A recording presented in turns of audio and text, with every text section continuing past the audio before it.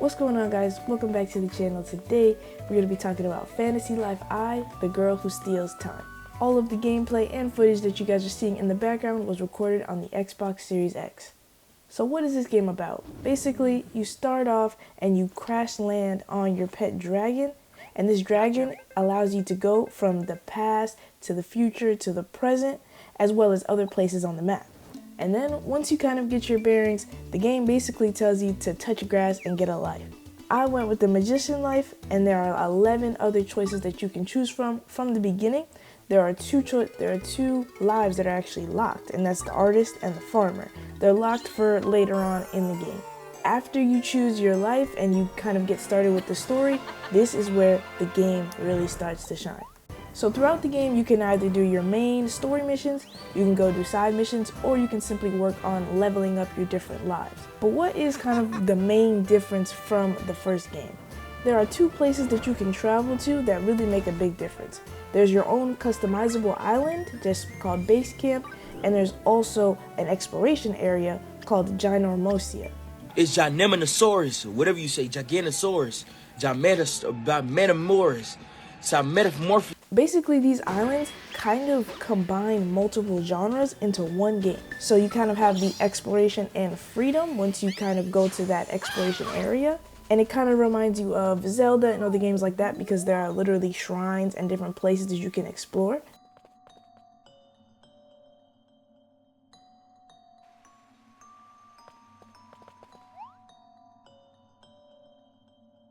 And there's also your base camp, which you can do farming and base building and all kinds of customization within your house or within the different parts of your island.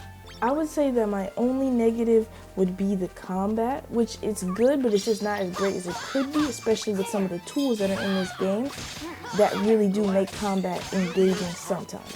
I think that most of the time when it comes to difficulty, it's either way too easy or pretty much impossible, just kind of depending on the level of the enemies that you're going against. And I think that normally this is actually fine because it's nice to have areas where you explore and then you eventually come back when you are higher level and it feels kind of rewarding.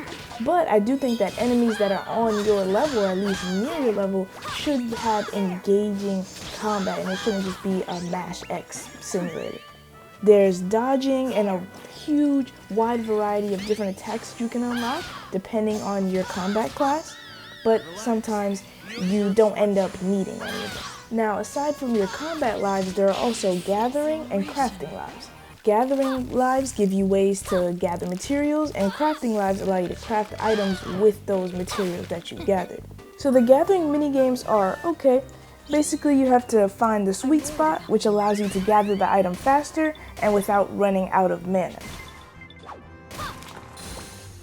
The crafting minigames are really kind of fast-paced and fun, especially because certain missions require you to craft a higher quality item, which means that you really have to lock in and hit everything that you need to hit. Honestly, this game surprised me with the sheer amount of just stuff that you can do within this game.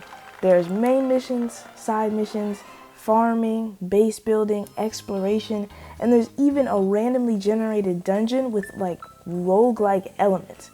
And right now it's way kind of above where my level is, but the fact that it's even in the game is just crazy. Now the main question is, was this game worth the 13-year wait? Now, if you're a fan of Fantasy Life on the 3DS, absolutely. This game has everything that the first game has, but just more of it. From the very engaging story, the great side missions, as well as the different lives that you can choose from and leveling those up. It's just so many tasks to do, but honestly in a good way. It never feels too overwhelming. If you ever get a chance where you're starting to get a little bit bored or overwhelmed, you could always just go for the main story, and it just feels very clear even though there's so much to do. Now, let's say you didn't play the first game and you're not quite sure if this is going to be a game that you enjoy. This game has elements from Stardew Valley, Animal Crossing, and games like Rune Factory. So if you have played any of those and enjoyed it, you will definitely enjoy this game too. And I don't want to spoil too much because I think that a lot of the joy of this game is just kind of hopping in blind and discovering the charm that this game really has to offer for yourself. But But yeah, let me know in the comments if you guys are playing this game and absolutely addicted like I am. And while you're down there, make sure we like and subscribe. It's easy. And we'll see you guys next time.